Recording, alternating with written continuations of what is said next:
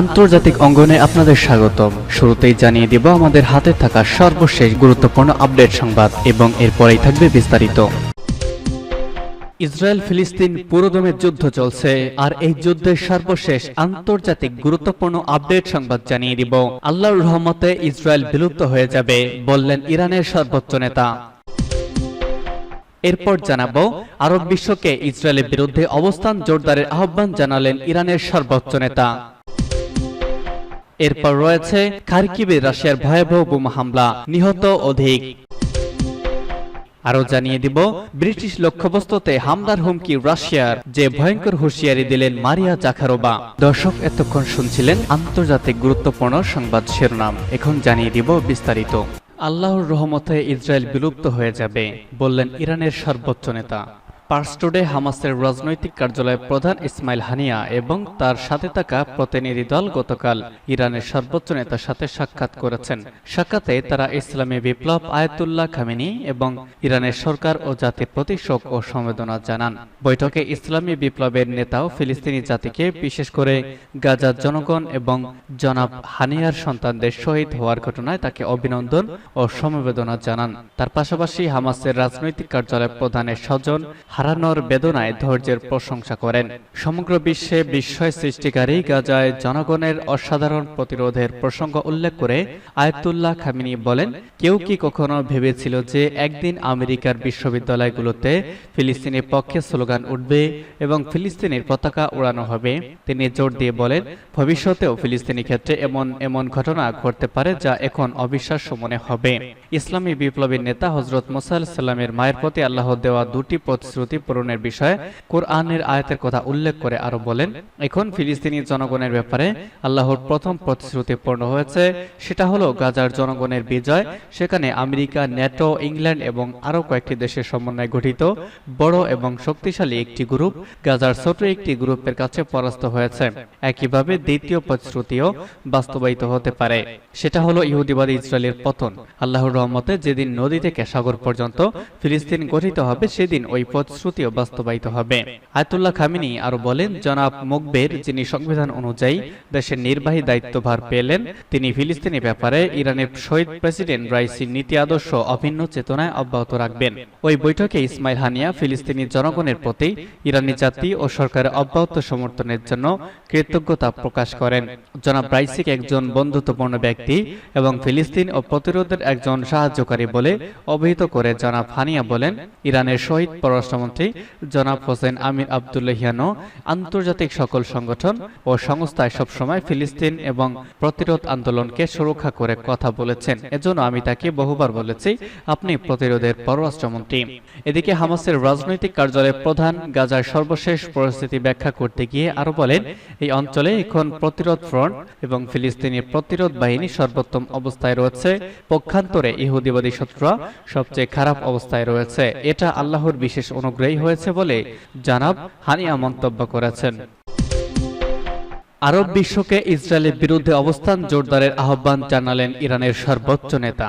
ইসলামী প্রজাতন্ত্র ইরানের সর্বোচ্চ নেতা আয়াতুল্লাহিল উজমা খামেনি গতকাল প্রেসিডেন্ট সৈয়দ ইব্রাহিম রাইসি ও তার সফরসঙ্গীদের শাহাদাতে সমবেদনা প্রকাশ করায় তিউনিসিয়ার প্রেসিডেন্ট কায়েস সাইদকে ধন্যবাদ জানিয়ে বলেছেন, প্রেসিডেন্ট ও তার সফরসঙ্গীদের হারানোর ঘটনাটি অত্যন্ত কঠিন, কিন্তু ইসলামী প্রজাতন্ত্র প্রতিষ্ঠার পর থেকেই সবসময় দেখেছে আল্লাহর রহমতে এবং জনগণের ধৈর্য ও অধ্যবসায়ের আলোকে তিক্ত ঘটনাগুলো উন্নয়ন ও অগ্রগতির উৎস হয়ে উঠেছে। তিউনিসিয়ার প্রেসিডেন্ট কায়েস সাইদ ইরানের জনগণ ও সরকারের প্রতি শোক ও সমবেদনা জানাতে গতকাল তেহরানে আসেন এবং ইরানের সর্বোচ্চ নেতার সঙ্গে বৈঠক করেন। শহীদ প্রেসিডেন্ট রাইসির তিউনিস সফরের কারণে ইরান ও তিউনিসিয়ার মধ্যে সম্পর্ক নতুন যুগের সূচনা হয়েছে, একথা উল্লেখ করে সর্বোচ্চ নেতা বলেন, তিউনিসিয়ার শীর্ষস্থানে কায়েস সাইদের মতো একজন বিজ্ঞ শিক্ষাবিদের উপস্থিতিটাই দেশটির জন্য একটা সুযোগ, যাতে দীর্ঘদিনের স্বৈরশাসন এবং ইসলামী বিশ্বের সাথে বিচ্ছিন্নতার পর দেশটিকে নতুনভাবে সুপরিচিত করতে পারে। তিনি আরো বলেন, জাতীয় উন্নয়ন অগ্রগতি সাধনের দুর্দান্ত প্রতিভা রয়েছে তিউনিসিয়ার জনগণের। আশা করি করি কায়েস সাইদের পরিকল্পনায় তিউনিসিয়ার বিভিন্ন ধারার মধ্যে প্রয়োজনীয় ঐক্য তৈরি হবে এবং আরো বেশি উন্নয়নের ক্ষেত্র প্রস্তুত হবে। আয়াতুল্লাহ খামেনি বলেন, আরব বিশ্বে দখলদার ইসরায়েলের বিরুদ্ধে অবস্থান শক্তিশালী করা উচিত, কারণ দুর্ভাগ্যজনকভাবে আরব বিশ্বে এই ধরনের বিষয়গুলোকে গুরুত্ব দেওয়া হয় না এবং আমরা বিশ্বাস করি সাফল্যের একমাত্র উপায় হলো প্রতিরোধ ও দৃঢ়তা। ইরান ও তিউনিসিয়ার মধ্যে বর্তমান সহমর্মিতাকে কার্যক্ষেত্রে সহযোগিতা পরিণত করার আহ্বান জানান ইরানের সর্বোচ্চ নেতা। খার্কিবে রাশিয়ার বোমা হামলা, 4 জন নিহত। ইউক্রেনের দ্বিতীয় বৃহত্তম শহর খার্কিবে সরাসরি হামলা করেছে রুশ বাহিনী। ইউরোনিউজ তাদের এক প্রতিবেদনে জানিয়েছে, রাশিয়ানরা খার্কিব শহরে 2টি গ্লাইডার বোমা দিয়ে হামলা চালিয়েছে। সংবাদ মাধ্যমটি জানায়, হামলায় কমপক্ষে 12 জন আহত হয়েছে। শহরের উত্তরে একটি আবাসিক এলাকায় একটি বোমা বিস্ফোরিত হয়, এতে 11 জন আহত হয়, আবাসিক ভবন ক্ষতিগ্রস্ত হয় এবং একটি কার ওয়াশ ক্যাফে সম্পূর্ণ ধ্বংস হয়ে যায়। এছাড়া শহরের পশ্চিমে আরেক হামলায় এক নারী গুরুতর আহত হয়। এদিকে সংবাদ মাধ্যম আল জাজিরা অঞ্চলটির আঞ্চলিক গভর্নর ওলেগ সিনেকুবভকে বরাত দিয়ে জানিয়েছে, এই হামলায় 4 জন নিহত হয়েছেন।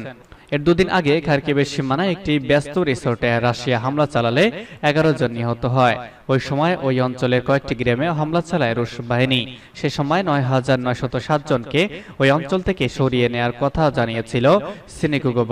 চলতি মাসের মাঝামাঝি ইউক্রেনের দ্বিতীয় বৃহত্তম শহর খার্কিব থেকে 74 কিলোমিটার উত্তর দক্ষিণ পূর্বাঞ্চলীয় সীমান্ত শহর ভোভসানস্কে ঢুকে পড়ার দাবি করেছে রুশ বাহিনী। সীমান্ত এলাকায় আকস্মিক হামলা চালিয়ে 9টি গ্রাম দখল করে নিয়েছে তারা। সেই সময় রাশিয়ার টানা আক্রমণের মুখে ইউক্রেনের প্রেসিডেন্ট ভলোদিমির জেলেনস্কি খার্কিব সফর শুরু করেছেন। সেই সফরে তার বাহিনী রাশিয়ার অগ্রযাত্রা আংশিকভাবে রুখে দিয়েছে বলেও দাবি করেছেন তিনি। ব্রিটিশ লক্ষ্যবস্তুতে হামলার হুমকি রাশিয়ার। রাশিয়ার পররাষ্ট্র মন্ত্রণালয়ের মুখপাত্র মারিয়া জাখারোভা বলেছেন, রুশ ভূখণ্ডে হামলা চালাতে ইউক্রেন যদি ব্রিটিশ অস্ত্র ব্যবহার করে তাহলে মস্কো ব্রিটিশ লক্ষ্যবস্তুতে হামলা চালাবে। জাখারোভা সাংবাদিকদের বলেন, এমন পরিস্থিতিতে ব্রিটিশ অস্ত্র দিয়ে রাশিয়ার ভূমিতে হামলা হলে ইউক্রেনের ভূখণ্ড এবং এর সীমান্তের বাইরে ব্রিটিশ লক্ষ্যবস্তুতে আঘাত হানার কথা বিবেচনা করবে রাশিয়া। চলতি মাসের শুরুতে ব্রিটিশ পররাষ্ট্রমন্ত্রী ডেভিড ক্যামেরন রাশিয়ার অভ্যন্তরে লক্ষ্যবস্তুতে আঘাত হানার জন্য লন্ডনে সরবরাহ করা অস্ত্র ব্যবহারের অধিকার ইউক্রেনের রয়েছে বলে মন্তব্য করেন। ক্যামেরনের মন্তব্যে মস্কো হুঁশিয়ারি দিয়েছিল। মারিয়া জাখারোভা সেই হুঁশিয়ারির পুনরাবৃত্তি করেছেন। রাশিয়া ব্রিটিশ পররাষ্ট্রমন্ত্রীর এই মন্তব্যে ক্ষুব্ধ প্রতিক্রিয়া ব্যক্ত করে। এর জেরে সম্প্রতি কৌশলগত পারমাণবিক ক্ষেপণাস্ত্র উৎক্ষেপণের মহড়া শুরু করেছে মস্কো। এদিকে রুশ বাহিনী প্রথমবারের মতো পারমাণবিক মহড়া শুরু করেছে। এই মহড়ায় রয়েছে অকৌশলগত পারমাণবিক অস্ত্র প্রস্তুত ও ব্যবহারের ব্যবহারিক প্রশিক্ষণ। মঙ্গলবার দেশটির প্রতিরক্ষা মন্ত্রণালয় জানায়, প্রেসিডেন্ট ভ্লাদিমির পুতিন এ মাসের শুরুতে এই মহড়ার নির্দেশ দেন। মস্কো এগুলোকে রাশিয়ার জন্য নিরাপত্তা হুমকির সঙ্গে যুক্ত করেছে। পশ্চিমা কর্মকর্তারা পুতিনের পারমাণবিক হুমকিকে যুদ্ধাংদেহী বিবৃতি বলে অভিহিত করেছেন। কৌশলগত বা অকৌশলগত পারমাণবিক অস্ত্রগুলি পুরো শত্রু শহর নিশ্চিহ্ন করার জন্য নকশা করা, কিন্তু কৌশলগত অস্ত্রের চেয়ে অকৌশলগত অস্ত্র কম শক্তিশালী। তবুও এগুলোর বিশাল ধ্বংসাত্মক সম্ভাবনা রয়েছে।